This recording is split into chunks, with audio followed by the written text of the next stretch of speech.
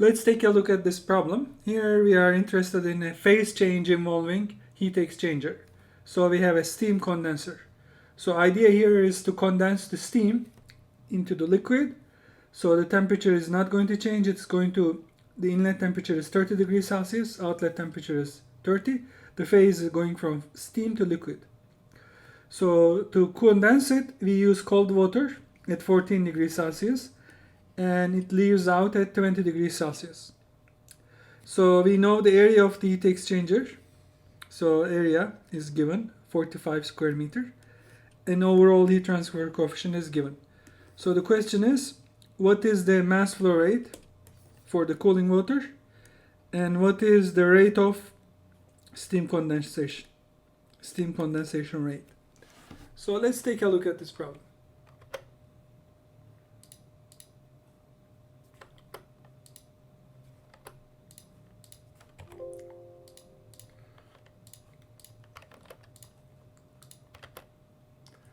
Okay, let's take a look at this. So this is a steam condenser unit. Condenser. It's a heat exchanger tank. So what do we know? Known. T hot in, T hot out, T cold in, T cold out. Area and is AS is given, and only unknown is basically find M cold and also the rate of condensation, M condensation. So let's start our assumptions. Let's assume this is a steady state process. Steady state. Heat exchanger is well insulated. Well insulated.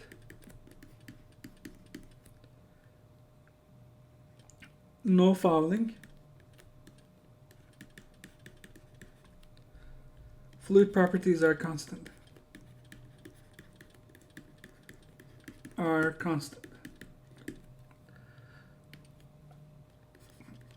We need properties for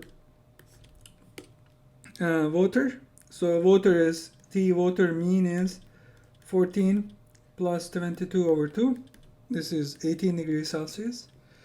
At this point, Cp is 4,184 joule kilogram per Celsius or per Kelvin. It's the same thing. And for the latent heat, so for this is water. For steam, the phase change, latent heat of phase change. So this is, let's use the symbol lambda this is the latent heat of phase change. 2,431 kilojoule per kilogram. Okay. So now let's do the analysis. So delta. So again, let's take a look at this. What kind of flow is this? Cross, counter, or parallel? This is basically one shell, and you have 4 passes, right? This is a shell and tube kind of heat exchanger. So this also means that it is a combination of parallel and it's actually, you can see, it looks like a cross flow, right? So the flow direction is cross flow. So that means we need to calculate F. Let's do this, and our analysis should be based on the assumption that this is a counter flow. So that means T hot in, counter flow, T hot in, T cold out, T hot out, T cold out. So that means delta T1 is here. Delta T1 is equal to T hot in minus T cold out, which is 30 minus 22 T hot in minus T hot out. So this difference is 8 degrees Celsius. So delta T2 is T hot out minus T cold in. So which is 30 minus 14, which is 16 degrees Celsius. So delta T log mean for counterflow is delta T1 minus delta T2 over ln delta T1 over delta T2. So this is 11.5 kilogram, 11.5 Celsius. So now I have delta T log mean. So Q is U times AS times delta T log mean times F. Okay. So F is equal to 1 because we have a phase change here. Okay, so I don't need to do any calculation because I mentioned special conditions. So when you have phase change, F is always 1. So we don't need to do any calculation. It's a phase change process. F is 1. I don't need to even worry about that. So that means Q is equal to 1 times U is given 21 watt and 2100 watt per meter square per Celsius.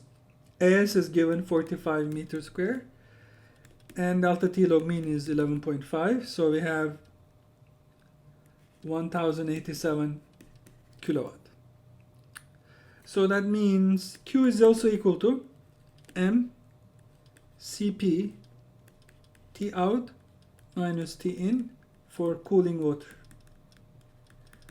So that means M is equal to Q over Cp T out minus T in for cooling water.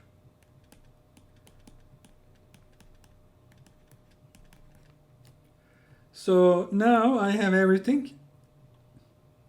I had the Cp, I can calculate M dot, which is 187 kilowatt divided by 4.184 kilojoule per kilogram per Celsius, and delta T is T in minus T out, or T out minus T in.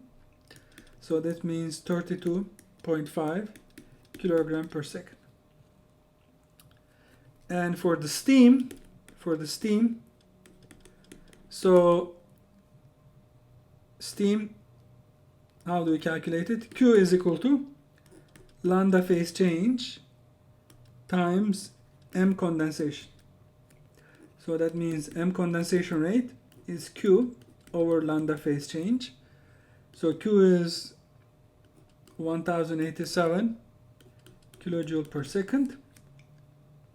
The latent heat is 2431 kilojoule per kilogram. So that means 0.45 kilogram per second steam is being condensed.